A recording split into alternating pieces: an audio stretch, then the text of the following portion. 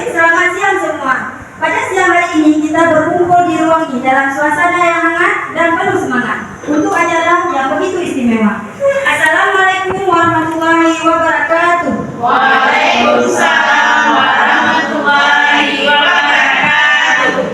Agar acara kita diberkahi, mari sama-sama kita dengarkan lantunan ayat suci Al-Quran yang akan dibacakan oleh Pak Rusdi. Kepada Pak Rusdi kami persilakan.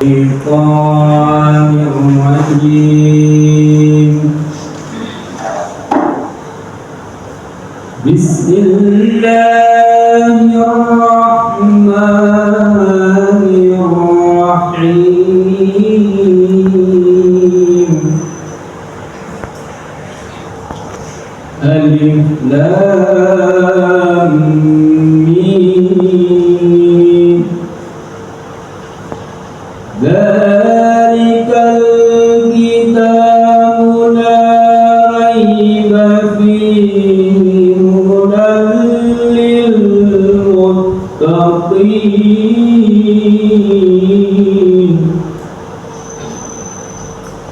alladzina yu'minuna bil ghaibi wa yuqimuna as-salata wa mimma razaqnahum yunfiqun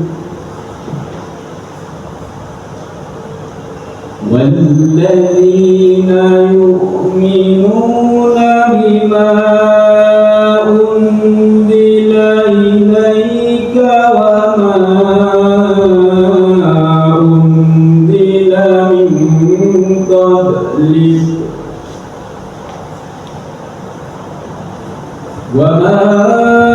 أنزل من قبلك وبالآخرة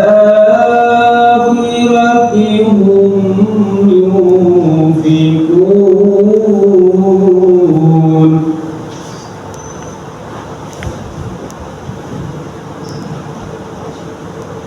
الذين ينقضون عهد الله من بعد ميثاقه ويقطعون ما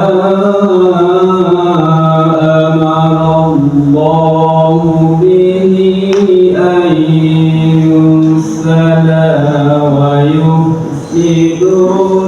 في الأرض أولئك هم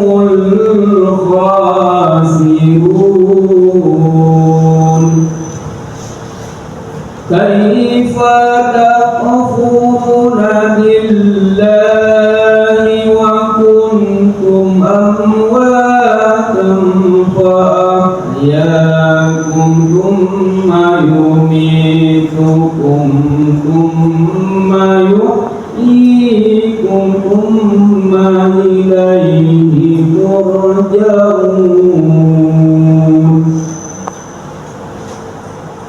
هو الذي خلق لكم ما في الأرض جميعا ثم استوى إلى السماء فسواهن سبع سماوات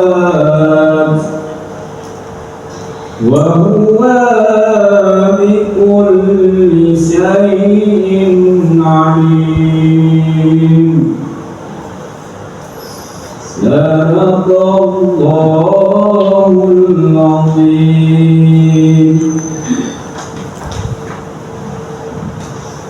Terima kasih kepada Pak Rusdi yang telah membacakan ayat suci Al-Quran. Terima kasih kepada Bapak Ibu yang telah hadir dan jadi bagian dari momen ini, khususnya yang terhormat Ibu Kepala Sekolah, Ibu Yuliana SPD. Hari ini kita akan memasuki momen yang luar biasa sekali, karena kita akan menjelajahi mengenai topik budaya positif, akan merangsang pikiran dan mendukung perkembangan diri sendiri. Bersama CGP Suryati SPD Angkatan 11 tahun 2024. Untuk itu, kita bersama-sama sama-sama menjadi bagian dari acara ini untuk menambah wawasan dan kepahaman tentang budaya positif di sekolah SD Kartika. Mari kita sambut CWP kita Ibu Suryati SPD. Kepada Ibu Suryati SPD kita persilahkan.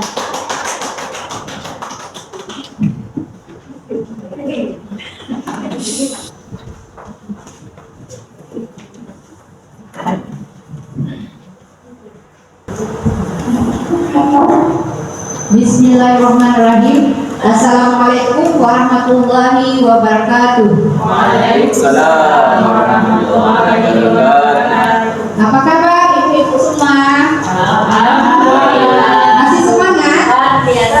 Masih semangat? Udah siang soalnya. Udah masih semangat? Semangat. Nah, di sini kita ada topik ini penyebaran pemahaman dan penerapan penanaman budaya positif kepada rekan guru. Nah, tadi kan arti dari diseminasi tadi. Ayo ibu-ibu semua, ayo berdiri 30 menit atau 30 detik, coba berdiri berhadapan. Berhadapan, coba ini karena waktu kita siang, kita kan waktu siang. Jadi siang itu sudah berkantuk. Jadi berhadapan, coba senyum 30 detik. Nah, senyum 30 detik. 30 detik senyum. Oke. Coba lihat wajah kawannya dilihat. Jangan merenung. Siapa yang merenung berarti belum senang. Berada di ruang ini berarti belum senang.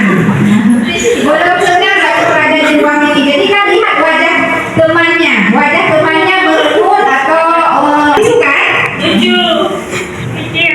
Saya hitung ya. 1, 2, 3, 4, 5, 6, 7, 8, 9, 10, 11, 12, 13, 14, 15, 16, 17, 18, 19, 20, 21, 22, 23, 24, 25, 26, 27, 28, 29, 30. Siapa yang tak senyum?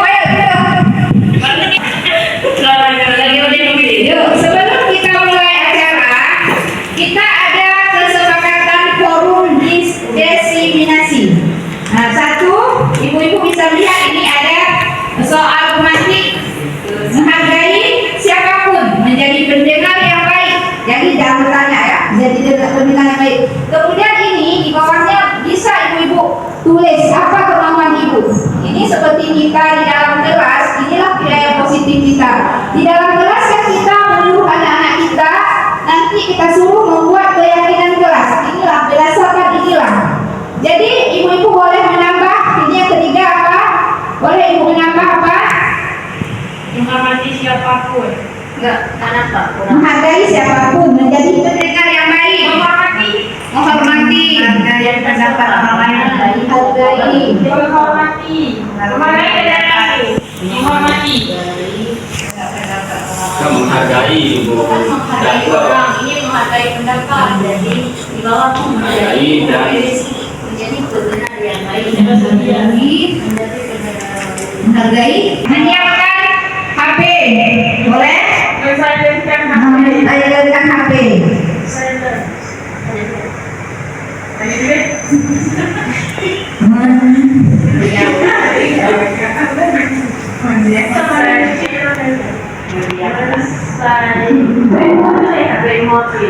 Oke. Kemudian apa lagi? Boleh ditambah semua nanti ibu-ibu.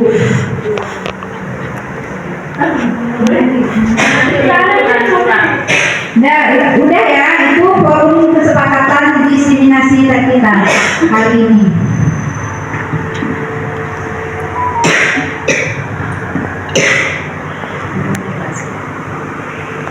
Oke, di sini ada budaya positifnya, ada disiplin positif, motivasi, perilaku manusia.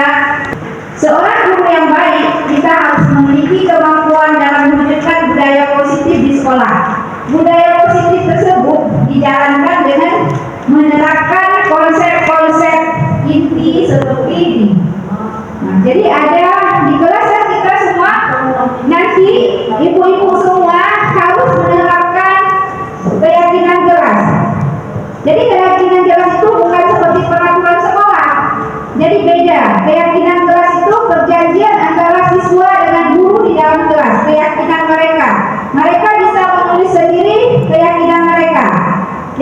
itulah salah satu budaya positif kita.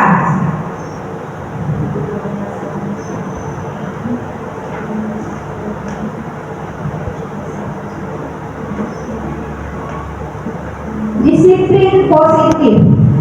Di dalam pikiran ibu ada nggak bagaimana terlintas disiplin positif itu bagaimana? Bisa ibu-ibu bayangkan bagaimana itu disiplin positif? Bisa ibu bayangkan atau terlintas di pikiran bagaimana budaya positif itu? Apa sih budaya positif? Ada yang ingin bertanya apa sih budaya positif?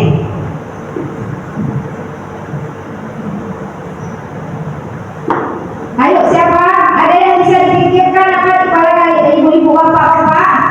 Apa itu budaya positif?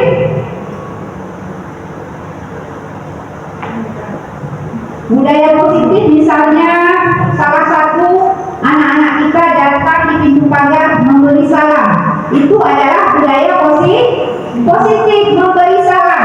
Bukan khusus untuk guru kita di SDK kita, tapi untuk tamu. Tapi itu belum ada di sekolah kita kan? Di sekolah kita belum ada budaya itu. Jadi sama-sama kita bangun nanti budaya positif itu di sekolah kita. Kita budayakan sama anak-anak kita. Jangan untuk guru sendiri aja. Untuk siapa? SMA itu belum pulang, hari-hari kami acara itu belum pulang. Jadi ada 20 orang lewat, 20 orang mereka memberi salam kepada kita. Kita yang makan kadang-kadang udah bosan juga menjawab, tapi itu budaya mereka karena mereka diajarkan banyak keyakinan sama-sama kita membangun. Jadi insya Allah bisa. Memang enggak segampang membalikkan telapak tangan, tapi insya Allah dengan sedikit kerja keras kita, insya Allah pasti akan terkabulkan, terlaksana. Jadi disiplin positif itu dapat kita artikan itu satu cara penerapan disiplin yang mengajarkan anak bertanggung jawab. Jadi bertanggung jawab mereka dan menumbuhkan kesadaran diri berdasarkan nilai-nilai kebajikan. Apa itu nilai kebajikan, Ibu? Ada yang tahu? Kayaknya semua udah ngantuk ya.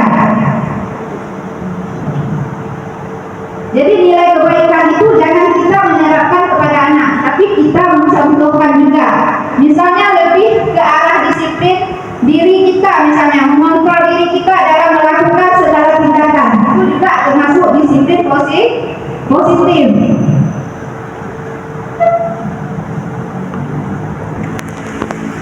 Nah, disiplin positif merupakan suatu cara penerapan disiplin yang mengajarkan anak bertanggung jawab dan menumbuhkan kesadaran diri berdasarkan nilai-nilai kebajikan. Misalnya kemarin saya pernah masuk di kelas 4, saya mengajarkan keyakinan kelas di kelas 4. Biasanya peraturan sekolah kan belum ada kan, jangan. Itu kalau jangan itu bahasa jangan itu belum mengandung kebajikan. Jadi dari kata jangan itu kita harus mengubah menjadi satu kata kebaikan. Jadi kebaikan itu dengan misalnya kan kita menginginkan anak itu bersifat disiplin. Jadi harus disiplin. Disiplin itu sudah mencakup semua. Jadi menghargai siapapun kita ini, menghargai siapapun. Jadi sudah masuk nilai kebajikan juga tuh. Itu mengandung nilai kebajikan. Jadi kalau misalnya jangan, dulu kita pernah membuat, saya juga sendiri dulu sebelum ada ilmu kita jangan buang sampah sembarangan. Itu tidak. Berarti kita membuat bersih, nyaman itu boleh. Itu mengandung nilai kebajikan. Jadi dalam gelas kita buat keyakinan gelas nyaman, senang, bahagia itu boleh. Itu nilai kebajikan.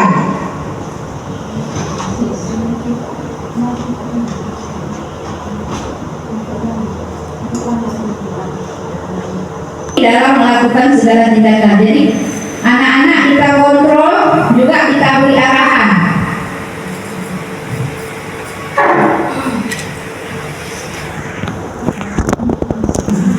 Kan ada 6 karakter profil Pancasila.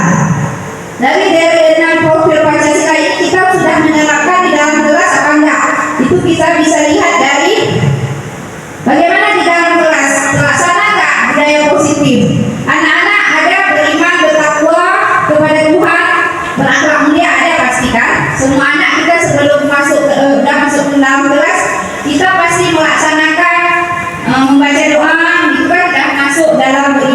bertakwa. Kemudian mandiri, berkebinekaan global, bergotong royong, kreatif dan benar kritis. 6 karakter itu termasuk dalam profil pelajar Pancasila.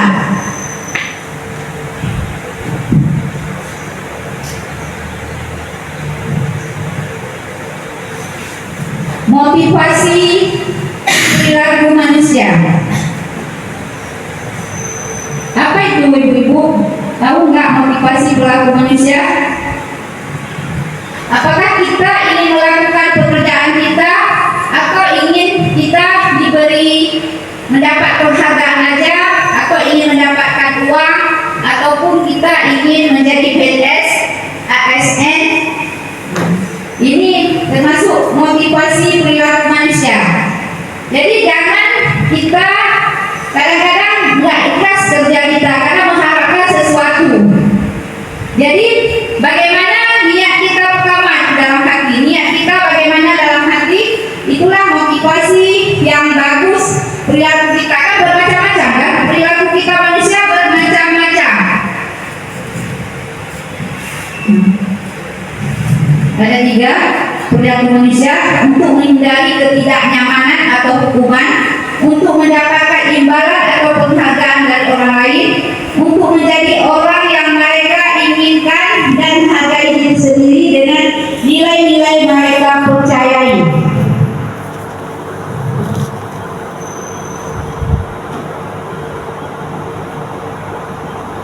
Ya, keyakinan kelas atau keyakinan sekolah. Ya, insya Allah ibu-ibu nanti di awal ini pelajaran, sebelum dimulai pelajaran, ibu-ibu harus menerapkan ini semua keyakinan kelas. Jadi anak-anak diharuskan, kalau anak-anak sudah berbuat di luar kendali, jadi kita kasih petunjuknya lagi.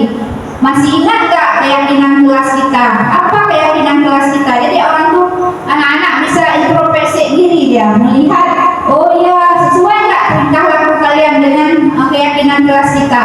Itu bisa termasuk dalam segitiga restitusi tadi.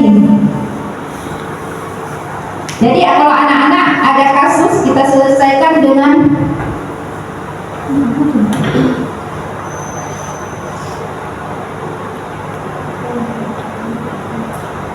keyakinan sekolah dan kelas dengan adanya kesepakatan kelas antara guru dan siswa. Jadi bukan maunya guru, kesepakatan kelas itu bukan mau guru, tapi mau siswa kita. Siswa kita yang kita tanya, kita ajarkan bahwa membuat keyakinan itu harus dengan kata kebajikan tadi. Jadi kita pilih nanti, kita bisa memilih. Mereka kan ada berapa, mereka suka hati menulis, kemudian kita bisa memilih 8 di antara yang banyak itu. Misalnya ada anak 40, jadi kita cari yang paling baik di antara 40 anak itu.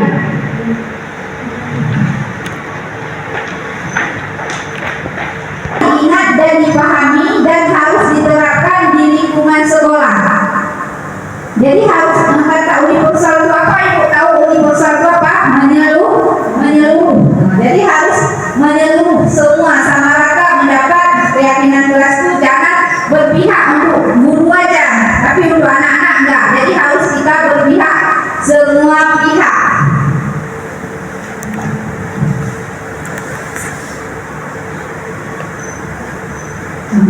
Ini keyakinan kelas, contoh keyakinan kelas. Kita kan pernah melihat keyakinan kelas atau kesepakatan kelas itu dijual di toko-toko. Bisa nggak kita manfaatkan itu? Bisa nggak ibu manfaatkan itu? Nih wali kelas ini kan, ini ibu keyakinan kelas 9C, wali kelas Dewi Sartika SPD. Ini keyakinan yang ibu buat contohnya. Keyakinan kelas, setiap anggota kelas perlu belajar, senang melakukan tugas, saling menghargai, merasa aman, selalu bertanggung jawab,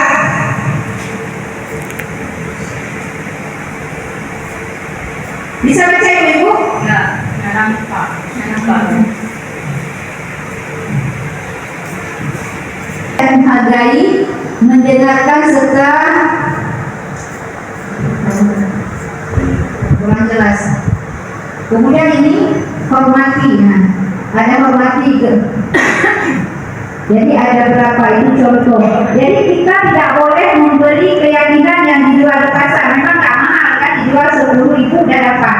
Tapi tidak sesuai dengan karakter anak-anak kita. Jadi bukan hasil anak-anak kita, tapi hasil orang lain yang sudah dibuat kita ambil.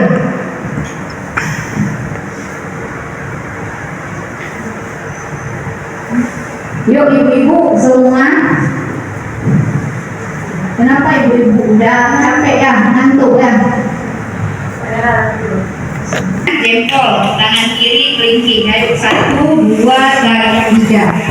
Jempol tangan kanan, kelingking tangan kiri. Diganti-ganti yuk, diganti-ganti yuk, diganti-ganti yuk.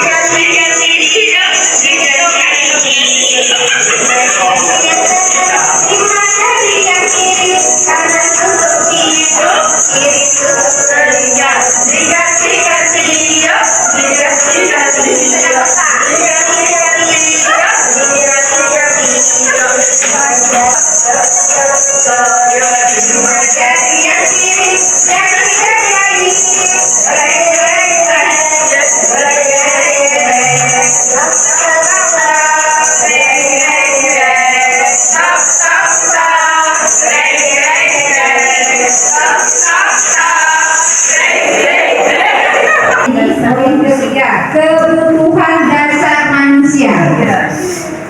Tahu apa kebutuhan dasar manusia? Sudah tahu. Ada 5 kebutuhan dasar manusia.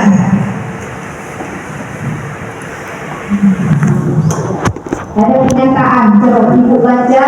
Ketika seorang murid melakukan suatu perbuatan yang bertentangan dengan nilai-nilai kebaikan atau melanggar peraturan, hal itu sebenarnya dikarenakan mereka gagal memenuhi kebutuhan dasar mereka.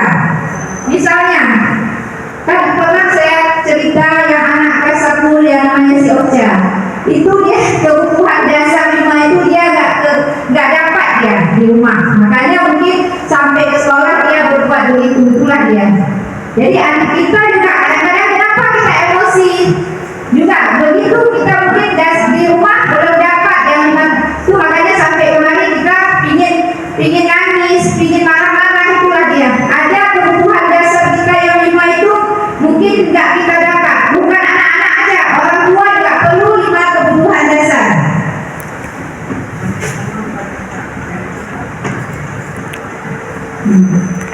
Lima kebutuhan dasar yaitu bertahan hidup, kasih sayang dan rasa ingin diterima. Nomor 3 penguasaan, nomor 4 kebebasan, nomor 5 kesenangan. Bertahan hidup, bagaimana kita peduli, bagaimana kita mencari kebertahan hidup kita dengan apa? Dengan makan, ya, misalnya dengan makan kita bisa bertahan hidup. Kemudian kasih sayang, mungkin kita juga butuh kasih sayang dari teman sejauh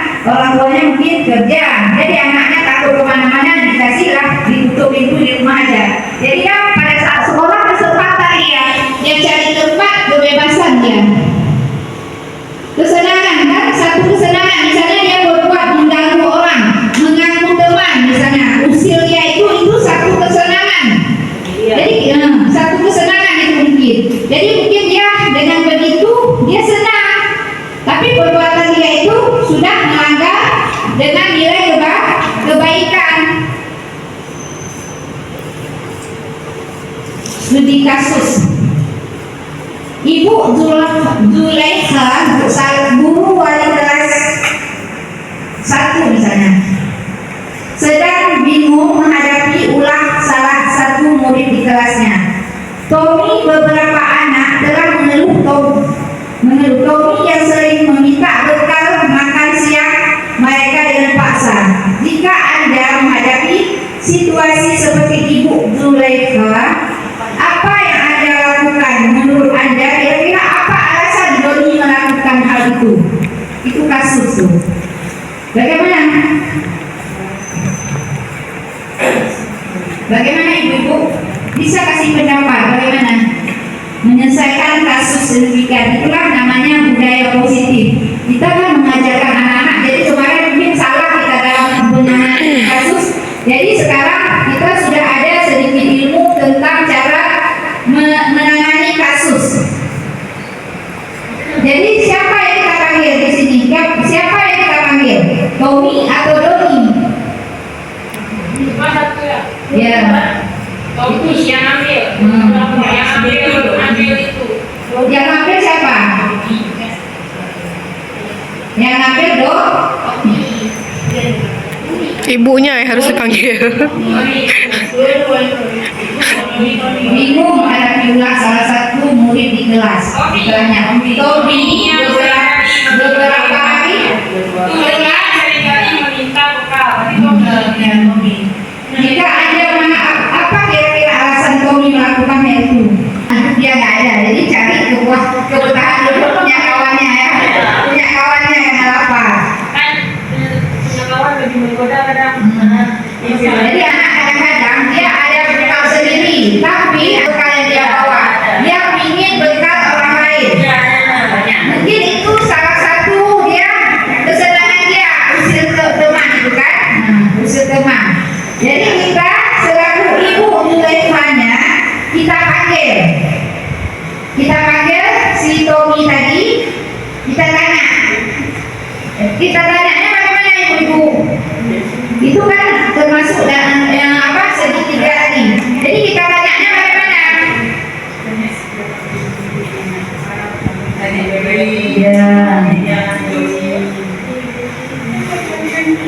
Alasan Tommy sini. Alasan Tommy karena ia lapar dan orang tuanya tidak membawakannya bekal makan siang. Maka kebutuhan dasar yang sedang berusaha dipenuhi anak Tommy adalah kebutuhan untuk bertahan hidup.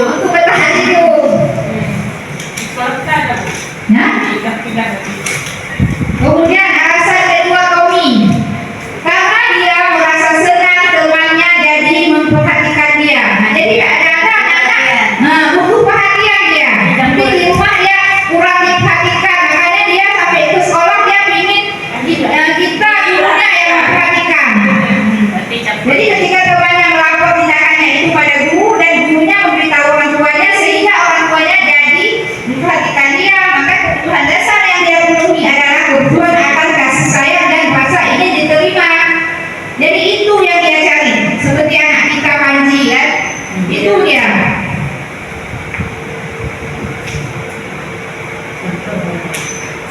Kemudian alasan ketiga, karena temannya jadi takut dengan dia dan menurut dia keinginannya, maka sebetulnya Tommy sejak berusaha memenuhi kebutuhan dasar akan kekuasaannya. Dia merasa hebat karena teman-temannya itu takut sama dia. Ada kejadian itu kan? Kejadian seperti itu ada. Memang kasus nyata. Kemudian ada alasan keempat Tommy, karena dia ingin merasa bosan dengan bekal makanan yang dibawa ibunya dari rumah, karena ibunya selalu membawa bekal yang sama. Oleh karena itu dia ingin mencoba makanan teman-temannya yang beraneka ragam.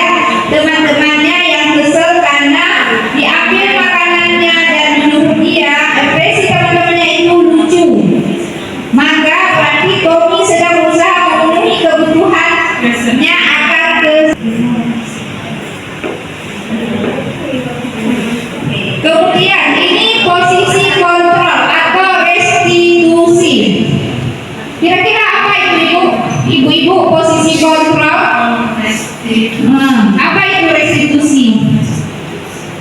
Posisi kontrol. Posisi itu cocoknya untuk seorang guru pendidik. Kita adalah pemimpin pembelajaran di kelas. Jadi kita harus memiliki posisi kontrol itu. Restitusi itu harus kita miliki cara kita menangani kasus. Nah ini dia. 5 posisi kontrol restitusi. Guru sebagai penghukum, guru sebagai pembuat merasa bersalah, guru sebagai teman, guru sebagai pemantau, guru sebagai manajer. Jadi kelima-limanya itu kadang-kadang kita sering menerapkan yang mana Ibu? Sering menerapkan yang satu atau yang kelima? Yang satu ya, sebagai penghukum. Tapi posisi kontrol ini yang bagusnya adalah posisi yang nomor 5, guru sebagai manajer. Itu yang bagusnya. Karena kalau penghukum kadang-kadang cocok untuk anak-anak SMA cocok. Tapi kalau kita anak SD sekolah dasar lebih cocok ke pemantau atau ya. Karena kalau kita sebagai teman kadang-kadang dia bukan menunjuk apa namanya, dia nanti padahal perlu sebenarnya kan itu budaya itu sebenarnya tergantung anak ya. Kalau menurut saya tergantung anak kita terapkan 5 posisi itu. Kadang anak nggak mempan dia dengan manajer, itu harus kita guru sebagai penghukum. Jadi kita lihat bagaimana anak kita melakukan kesalahan sudah berulang-ulang. Tapi kadang ada anak-anak kadang-kadang kalau kita udah nasihati, kita kasih tahu keyakinan kelas, sesuai nggak perbuatan kamu ini dengan keyakinan kelas kita. Kadang-kadang ada anak yang mau langsung berubah sifatnya yang hari ini ke sifat yang lebih baik besok. Tapi ada anak-anak berulang kali kita tegur tapi tidak merasa apa-apa. Jadi kita harus sebagai penghukum. Penghukumnya bukan berarti kita menghukum badan dia, menghukum dia misalnya menjemur atau memukul, enggak.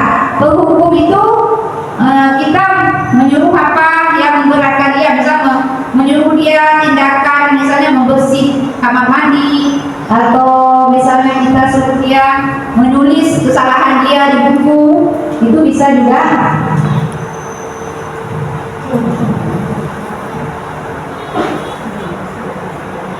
Ada 5 posisi kontrol. Nah, contoh-contohnya motivasi.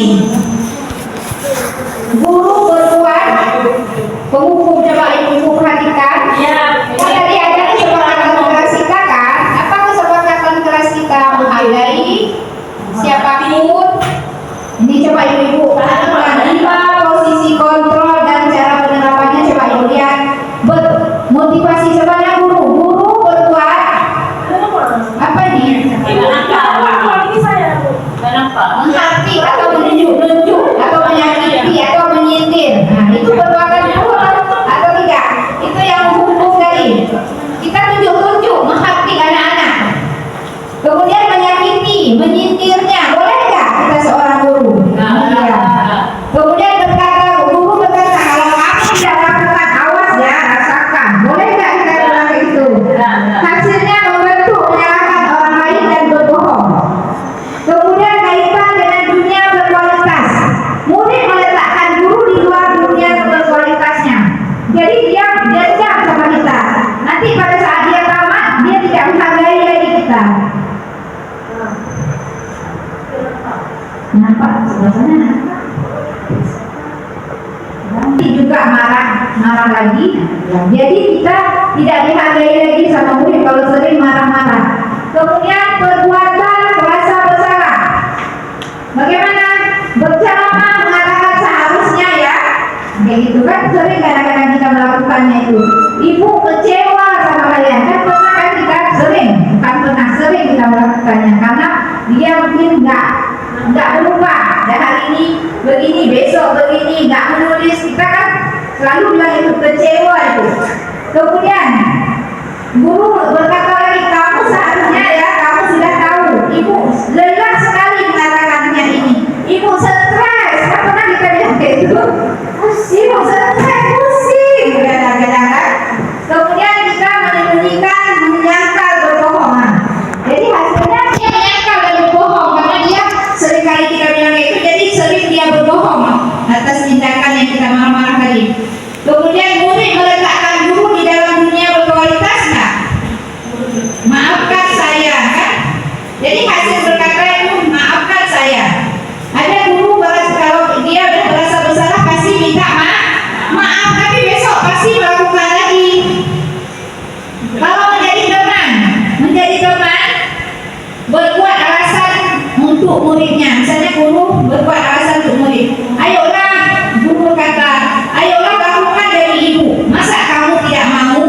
ingat tidak ibu pernah bantu kan?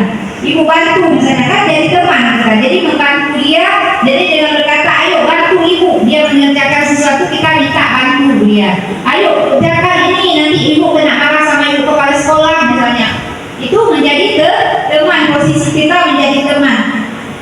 Kemudian murid berkata, saya pikir bapak ibu teman saya, ternyata begitu ya. Maka kita udah jadi teman dia, jadi dia kita suruh menulis. Jadi si murid jawab, tadi ibu jadi teman saya, sekarang saya disuruh menulis lagi. Ada murid yang begitu. Jadi anak-anak, dampak pada anak adalah lemah dan tidak mandiri jadinya anak kita. Jadi yang kita harapkan anak kita mandiri ya, sesuai dengan lima karakter profil Pancasila. Kemudian jadi pemantau. Jadi pemantau, jadi guru berbuat gimana? Menghitung dan mengukur. Nah, misalnya anak-anak kita terlambat datang, berapa menit dia terlambat? Misalnya 10 menit. Nanti kita pantau, kamu 10 menit berarti lebih telat keluar dari ruangan. Bisa kita terapkan begitu? Tapi belum pernah kita terapkan begitu. Kita merasa kasihan sama dia ya. Kemudian menyesuaikan diri. Apa peraturannya? Kita tanya. Apa peraturannya? Bisa nggak menyesuaikan diri bila diawasi? Kita tanya. Hasilnya dia menyesuaikan diri. Kalau kita memantau, kan kita memantau dia dari tingkah dia kita pantau. Kemudian murid kaitan dengan dunia luar, berkaitan dia murid meletakkan guru bagaimana peraturan dan hukum di dunia berkualitas. Jadi apa hasilnya? Beberapa banyak bintang yang harus diperoleh, berapa halaman yang harus saya tulis. Kadang-kadang kalau pemantau itu anak-anak mau, dia kan ingin mendapat bintang penghargaan dari kita. Kemudian kalau menjadi manajer, itu kontrol diri bukan dari dalam, tapi kalau ini kontrol dari dalam kan. Ini mengajukan pertanyaan, kita ajukan pertanyaan. Kemudian kenapa kamu melakukan telat datang hari ini, apa penyebabnya? Itu kalau kita menjadi manajer, jadi bersifat kita seperti manajer. Apa yang kita yakini kemarin, kita pernah berbuat keyakinan kelas kita, jam berapa harus kita ke sekolah kan? Kita harus tanyakan itulah jadi manajer, jadi menguatkan pribadi mereka. Murid meletakkan dirinya sebagai individu yang positif dalam dunia berkualitas. Bagaimana cara saya bisa memperbaiki keadaan? Dia bertanya pada kita, bagaimana saya ibu bisa memperbaiki keadaan? Jadi dia ingin berusaha memperbaiki diri. Jadi kita ajak dia mengevaluasi diri.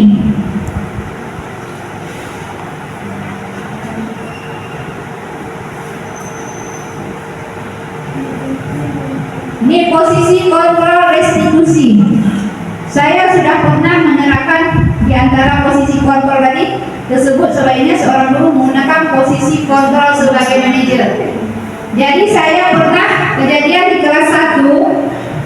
Ini anak yang namanya Adifwa ini kemarin menyubih si Mika. Itu nggak tahu kita permasalahan yang mana betul, tapi kita tanya penyebabnya kenapa. Jadi dari cerita itu bisa kita kontrol mereka. Jadi kalau mereka melakukan lagi, kita kasih ingatkan dengan keyakinan kelasnya. Jadi dia berjanji nggak mau, tapi sekarang dia udah baikkan mereka.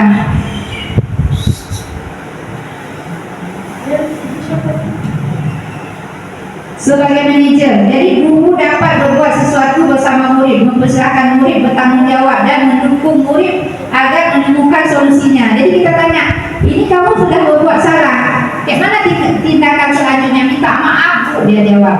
Oh ya, berani minta maaf ya, tapi kalau udah minta maaf, besok jangan mengulangi lagi perbuatan itu. Jadi jangan diulangi lagi, kita ingatkan pada mereka.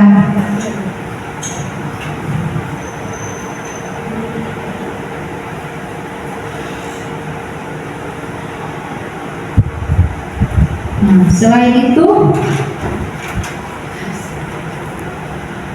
Selain itu, posisi diri sendiri sehingga dapat segitiga restitusi.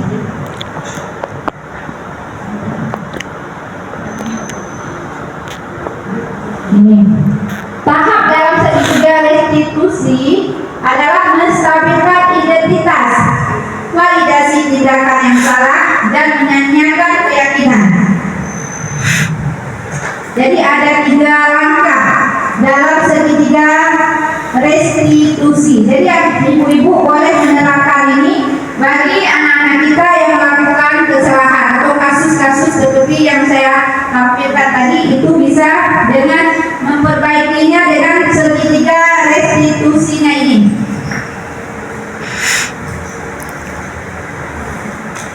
Dan menstabilkan identitas. Caranya menstabilkan identitas dilakukan berdasarkan prinsip bahwa berbuat kesalahan adalah bagian dari proses pembelajaran yang nantinya akan menggeser nilai identitas gagal ke arah identitas sukses. Jadi ini anak saya kelas 1 sering datang terlambat.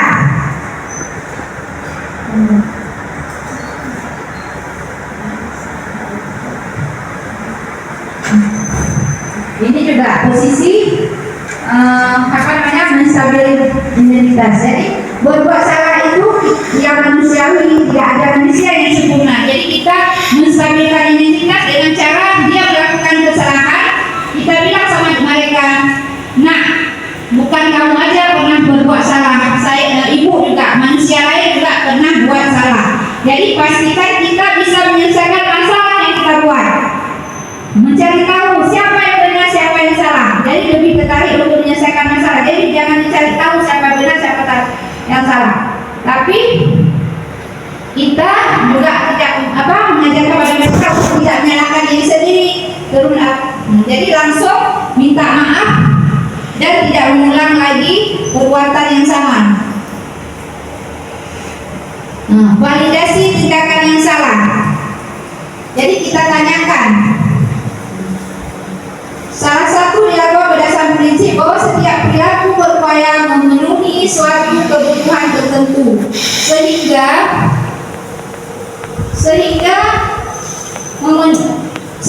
guru atau orang tua yang akan bergeser dari pemikiran stimulus respon menjadi proaktif serta akan lebih mengenali dan mengakui kebutuhan murid atau anak.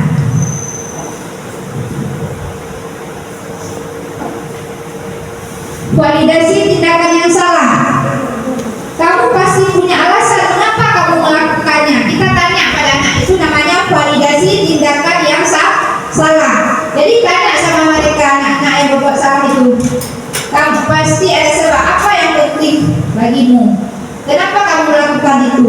Kamu boleh tetap berusaha menjaga sikap itu.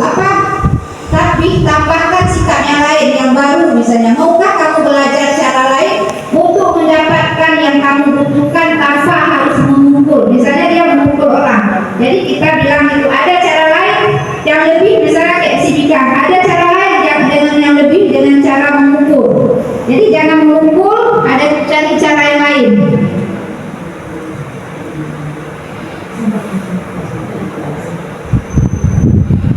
Menanyakan keyakinan. Menanyakan keyakinan dilakukan dengan memberi pertanyaan bermakna pada murid atau anak untuk memunculkan motivasi secara implisit sehingga mampu mengaitkan keyakinannya dengan tindakan yang salah.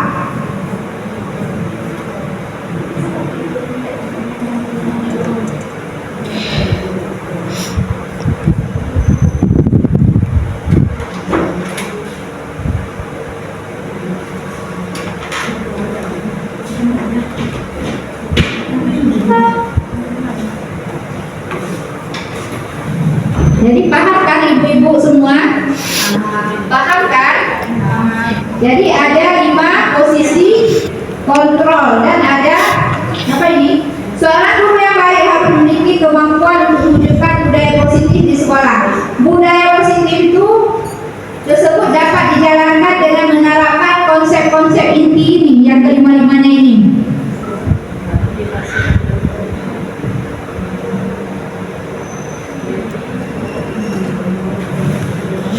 Terima kasih ibu-ibu semua.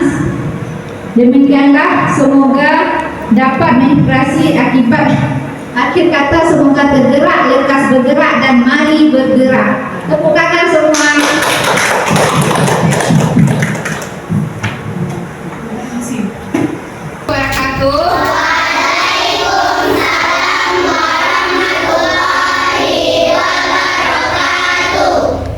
Ada semangat masih? Pak, kalau ibu bilang SD Kartika, hore ya.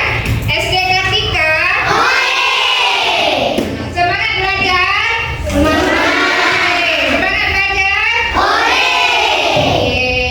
Jadi kan anak-anak ibu pernah dengar nggak peraturan sekolah? Pernah dengar nggak peraturan sekolah? Pernah dengar?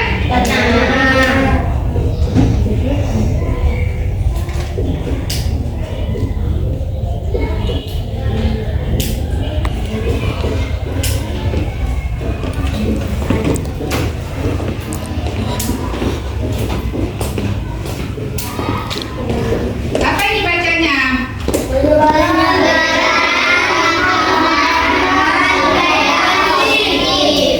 Kepada siapa? Kepada siswa. Jadi hari ini itulah ibu. Tujuan ibu datang ke kelas keempat. Ini penyebaran kepahaman budaya positif ke siswa. Siswa kelas berapa? Kelas keempat. Jadi di sini ibu tanya, kalian tahu nggak peraturan?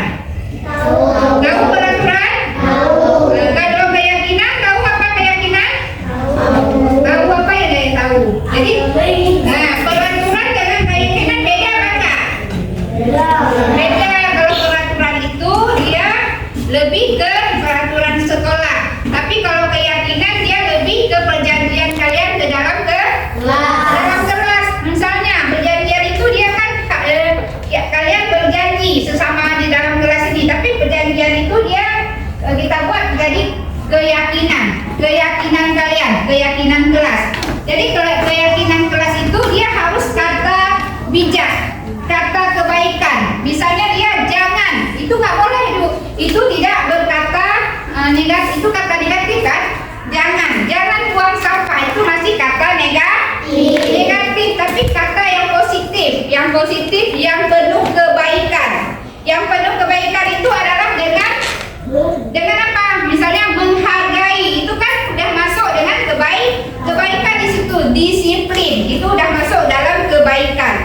Jadi keyakinan kalian itu kalian yang tulis, bukan ibu Desi yang tulis, tapi kalian yang nulis sendiri keyakinan kalian. Jadi apa yang kita pakati dalam kelas ini, itulah timbulnya keyakinan kelas.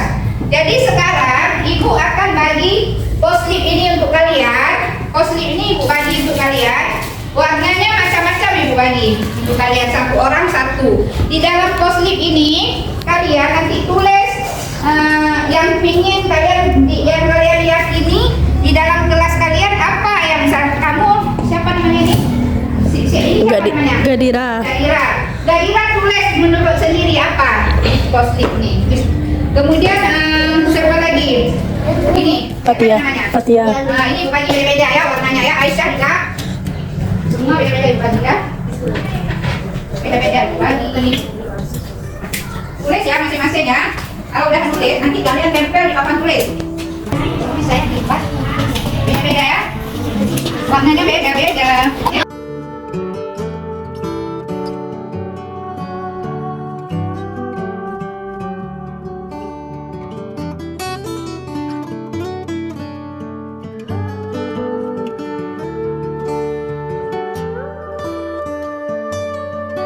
Satu lagi orang depan dua yuk. Tempelkan. Ini salamnya udah saya tempel tadi. Sana di bawah keyakinan kelas tempel. Iya ya, dah duduk. Dah tempel duduk. Dah Alia. Gak usah ditekan dah itu aja. Dah. Di atas aja dia. Oke, sokan.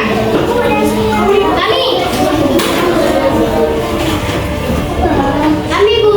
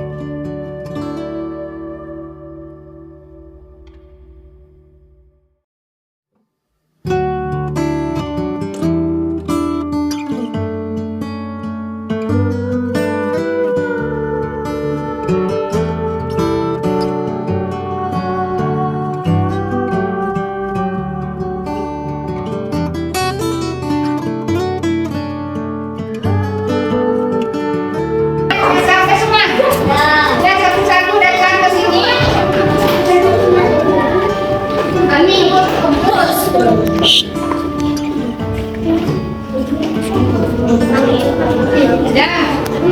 Ini kan udah kalian pasang.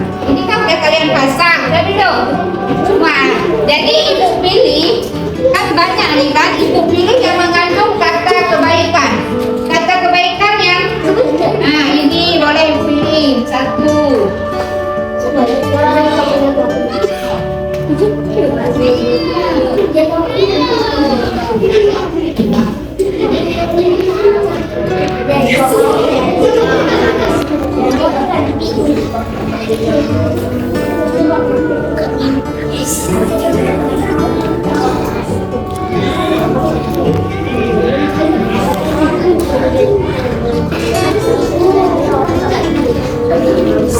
Datang tepat waktu, disiplin, masuk disiplin tuh.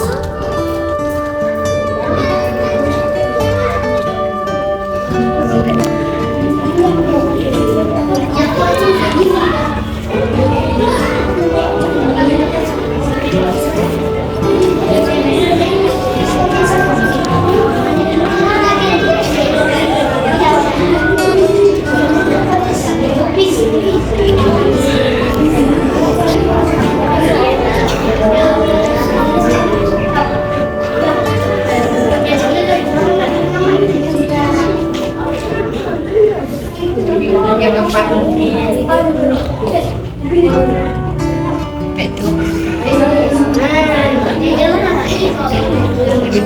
Nah, jadi kan keyakinan kita